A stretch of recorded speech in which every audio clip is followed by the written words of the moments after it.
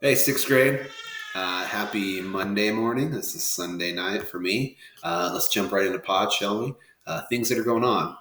Announcements, reminders. So, just some things that were on my mind, a couple of them. There's not a whole lot of big upcoming things. We do have a different bell schedule I should have told you about. Sorry about that. But I'm sure your homeroom teachers will tell you. We're going to start taking some interim ISAT tests on Thursday. And so if you have questions, make sure you see your homeroom teachers about that. I wanted to remind you, if you haven't known this before, watch out for messengers in school. Sometimes when we have student conflicts, often it's based on so and so said that so and so said that so and so said that someone called me a name. And Mrs. Bollinger and I have dealt with many things like that over the years. And we just want you to be aware of that classic game of telephone that if you send a message through two or three people, even through one person, it may be a little skewed. It may not be what really had happened. So I would just maybe just take all that with a little bit of skepticism. I wanted to know that I finally watched the movie Wonder, like 3 years after it came out or something.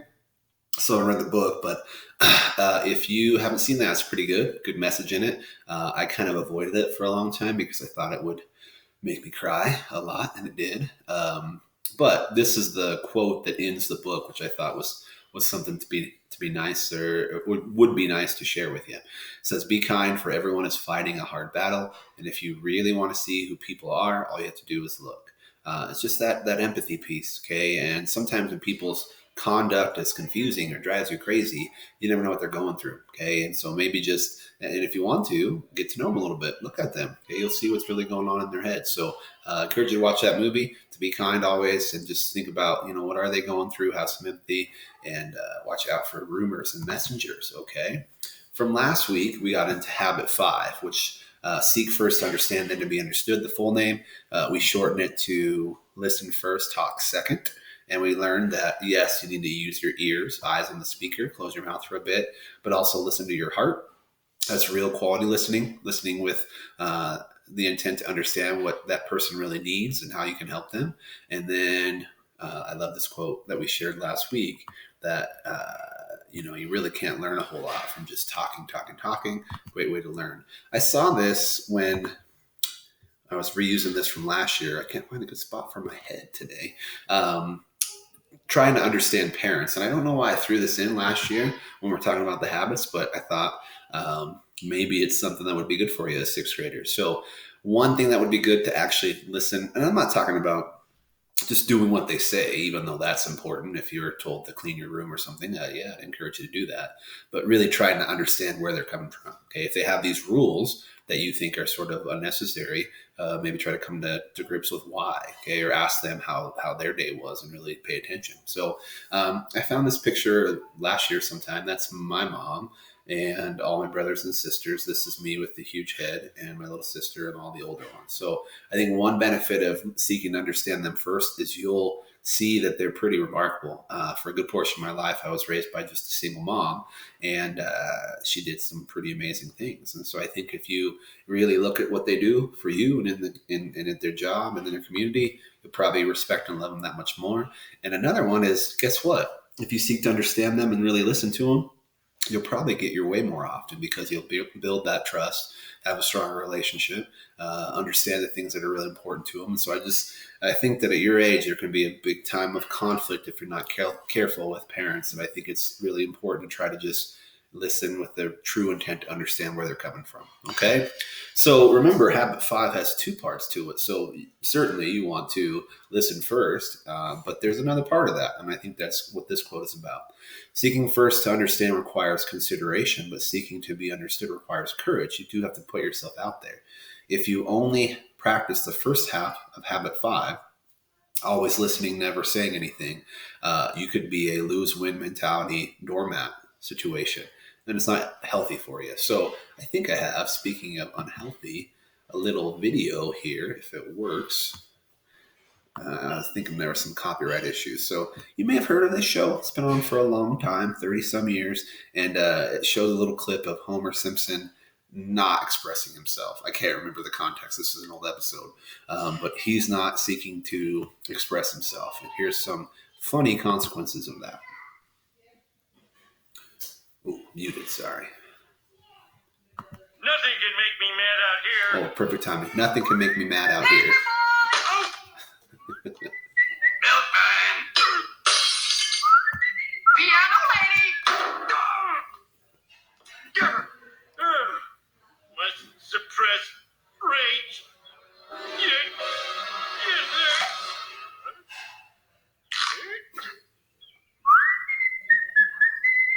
Come on, Angry Dad, get angry. Don't make me do a clip show. Hello there, bland diddly danders. Hey, Homer, I've been singing your praises all day. Marge said we could have choir practice in your house tonight.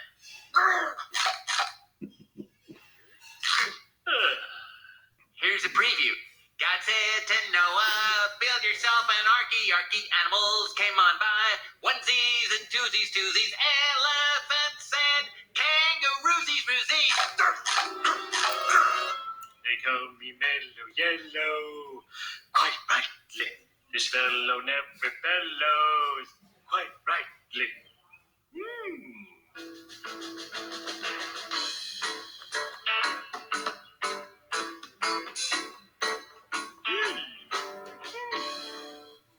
This looks suspicious, but delicious.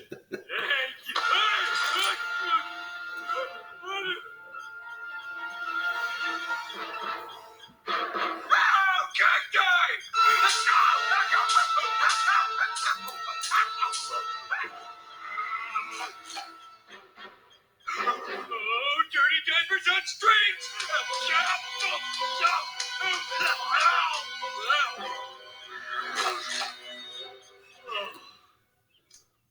Time to put this ordeal behind me.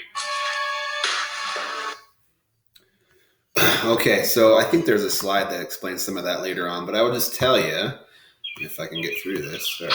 Oop, we're replaying it. There we go. That there are some consequences, and we'll come back to that in terms of, I'm not saying there's healthy ways to express yourself, certainly, but there's some risk if you don't as well. So we're going to talk briefly about how you can express yourself. Wait your turn, right? Okay, choose your battles. I know that when I had school rules way back in the day as a teacher, or class rules, and I used to tell kids like, hey, I want your input. I want you to share your thoughts on things. And a kid said about an assignment, this assignment's stupid and I'm not going to do it, with a lot of attitude. And I remember thinking, and he goes, well, I'm just expressing myself. And it's like, that's not really it doesn't give the excuse to be disrespectful to people. But if you want to, if you're always making a fuss, oh, that's not fair. People are not going to listen to you generally. It's kind of that boy who cried wolf thing. But if you think, you know what, I'm not okay with this part, or I am passionate about that, then it will be all right. So if you really want to ask your parents for something, hey, I want to go to this party, or I want to hang out with this friend, and you're doing that all the time, and you want to maybe choose your battles. If you go to the principal with every single thing, I want to hear from you. But if it's every day, maybe. But when I've had people come to me and I've never seen them much, I know it's a big deal. So choose your battles. Know, okay, it's good to listen, but this is the time where I really need to make myself heard. Okay, that's your first bit of advice. How you express yourself. So don't look on social media for an example of this. We've talked about this dynamic before. Just because you're passionate about something doesn't mean that you get to be a jerk about it. Okay. And you need to and talk bad about people who may disagree with you. Okay. So assertiveness is saying, I'm going to be clear and definite about what I'm saying here. I'm going to make myself heard, but I'm also not going to insult people along the way. Okay. They may not like your opinion. That's fine.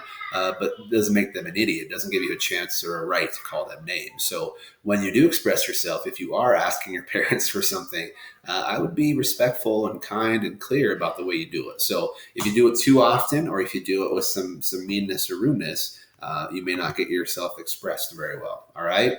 And then this is what we talked about before with Homer on that clip on The Simpsons. And so it does tell us that if you don't get up here in terms of the hierarchy of needs, so you may have food, water, shelter, a house, all those things, a few people to hang out with, but we want to feel heard. We want to be fulfilled. We want to be at your best. When that doesn't happen, things can get a little rough. So that can take a much more serious turn.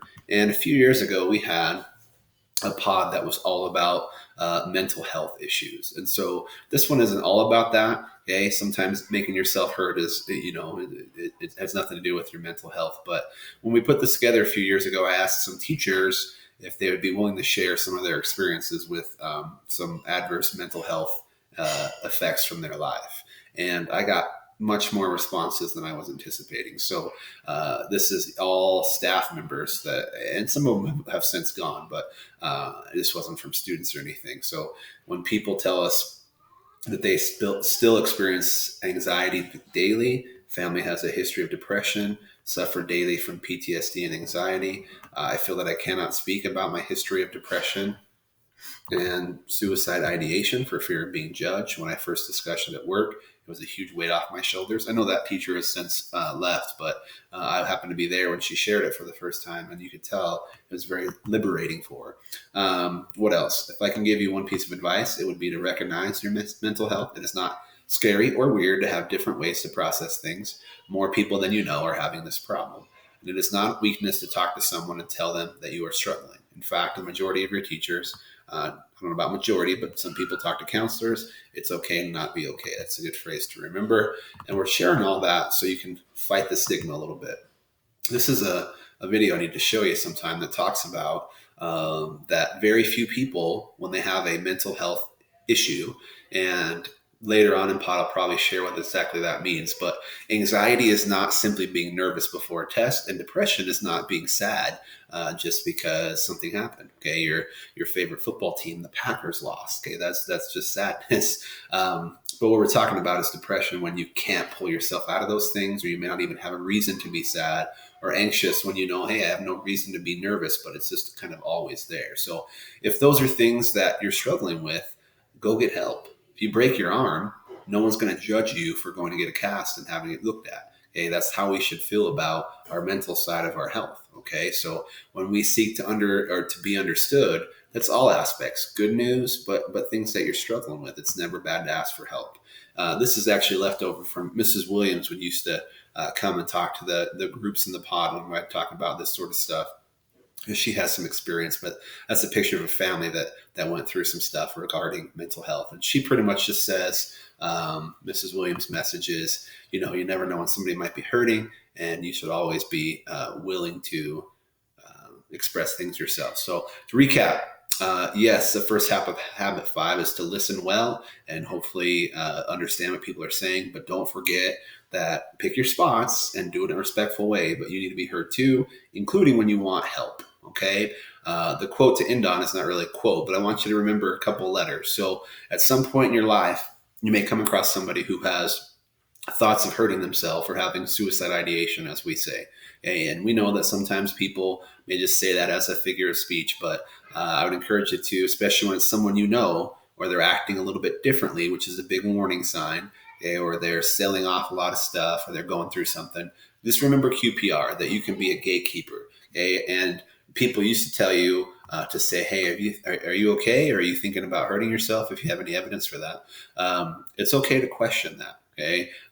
Just put that out there. Persuade, be there to help them, persuade them to see things a little bit differently, change their paradigm, and then always refer to somebody else who's a bigger expert than you, which there's always somebody. I'm not an expert. I can go to the next person. Okay.